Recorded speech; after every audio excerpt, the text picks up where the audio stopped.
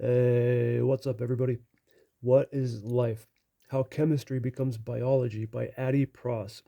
Addy Pross is a PhD in organic chemistry, a professor of chemistry, and expert in chemical reactivity. He's got over 8,000 citations in the scientific literature. What is life was written as a response to Erwin Schrödinger's question asked in the 1944 book of the same name. And we looked at another book called What is Life on this channel, written by Nobel laureate geneticist Paul Nurse, which, by the way, was a very good book. Check that out. But that one was much simpler and easier to digest than this one. This book tackles not only the question of the definition of life, but the origin of life, too. We've seen a lot of books about the complexification of simple life forms, but this book attempts to address the emergence of life altogether, abiogenesis, by means of chemical reactions of non-living parts. This is a pretty complex and confusing topic, and this book reflects that. This is another one of those Oxford landmark science books, which tend to be some of the more difficult books that I come across. But if we look at the subtitle, How Chemistry Becomes Biology, we could get a pretty good idea of the main idea in this book, which is this: abiogenesis and evolution are not two separate processes, but it's accurate to see them as different stages in the same process, governed by the same mechanism, and that chemical reactions are subject to a kind of natural selection at their own level. Another one of the main ideas Addy proposes is dynamic kinetic stability, which is involved in the description of chemical reactions that don't fall under thermodynamically stable, but run counter to them. And it's important to add that this is not saying that they violate any thermodynamic rules, but are compelled to react due to the nature of chemical interactions. To be honest, I didn't quite understand the explanation of it.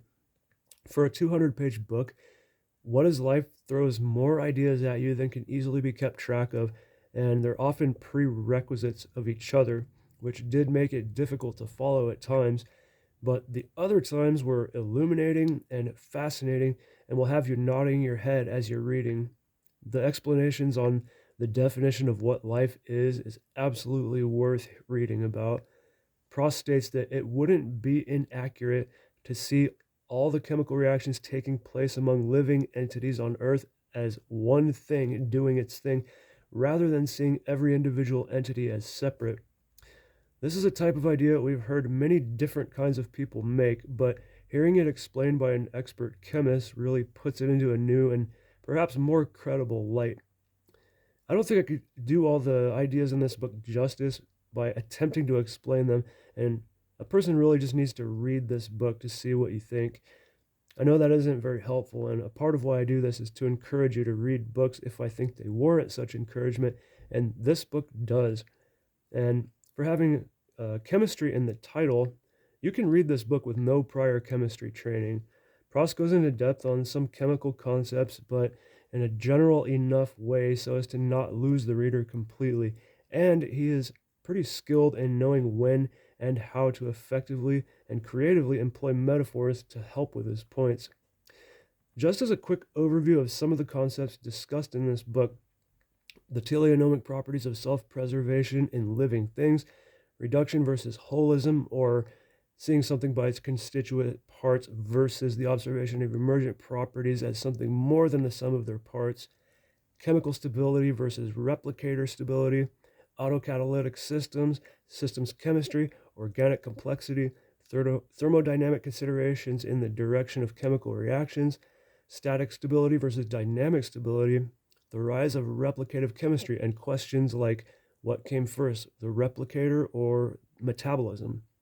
Okay, since you made it to the end of this video, I'll just tell you the definition for life that Pross comes up with for this book: a self-sustaining, kinetically stable dynamic reaction network derived from the replication reaction. And of course, every word of that is carefully chosen and explained in this book.